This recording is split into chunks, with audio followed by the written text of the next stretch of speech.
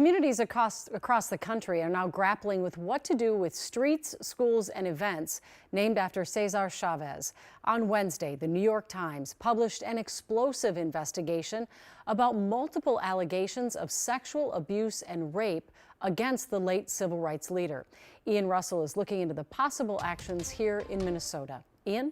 Julia, Cesar Chavez has long been celebrated for his work co-founding the farm labor movement that spread across the country. But after that New York Times investigation and a revelation from United Farm Workers Association co-founder Dolores Huerta, where she says she was raped and gave birth to 2 children from Chavez, conversations are underway to grapple with and change tributes here in Minnesota.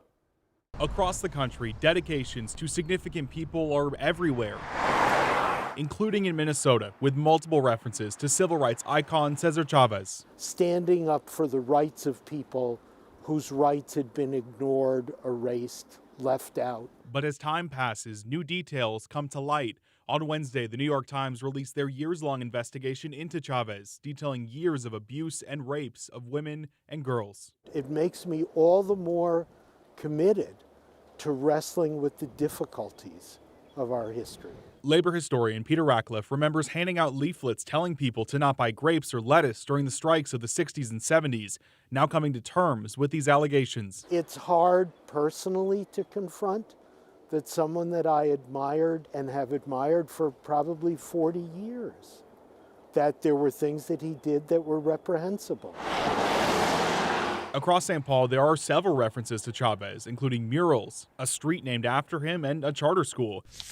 There's also a full day dedicated to him at the end of March in Minnesota. It's sad. It's very, very disturbing. Representative Maria Isa Perez Vega plans to introduce legislation to change that. Repeal that statute as a state holiday. I'm a survivor, and we must acknowledge that we will not be acknowledging the abusers by any means. A reckoning with the past as future changes are already underway. I come from a school in labor history where we tried to concentrate more on what we call the rank and file workers. More evidence of the need to do that, to look that way. Academia Cesar Chavez in St. Paul tells me that the signs you saw in this story have already been taken down just a few hours after we were there getting that video that you saw. A spokesperson for St. Paul tells us that there is a process for renaming streets that has been used in other situations when this question has come up. Julie. All right. Thank you, Ian.